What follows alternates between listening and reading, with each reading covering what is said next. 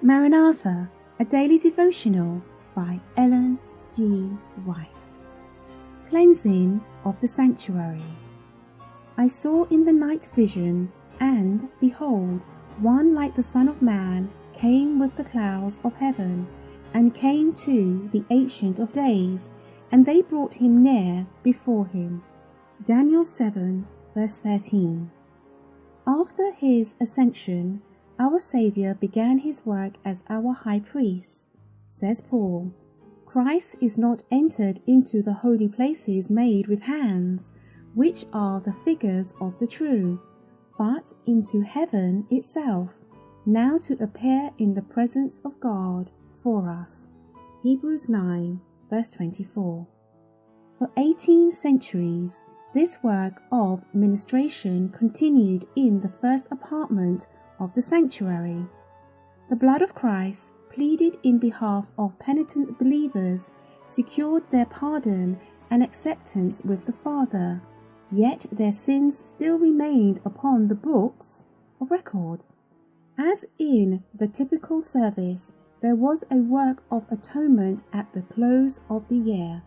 So, before Christ's work for the redemption of men is completed, there is a work of atonement for the removal of sin from the sanctuary.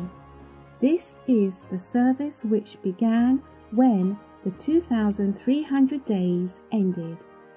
At that time, our high priest entered the most holy to perform the last division of his solemn work, to cleanse the sanctuary.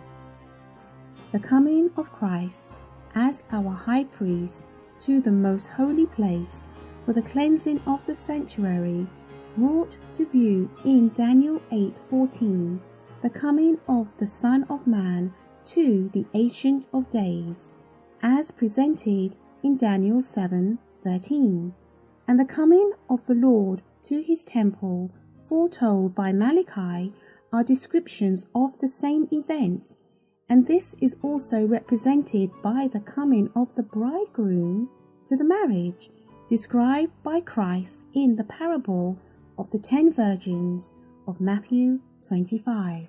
The cleansing of the sanctuary involves a work of investigation, a work of judgment. This work must be performed prior to the coming of Christ to redeem his people. For when he comes, his reward is with him to give to every man according to his works. In the day of final reckoning, position, rank, or wealth will not alter by a hair's breadth the case of anyone.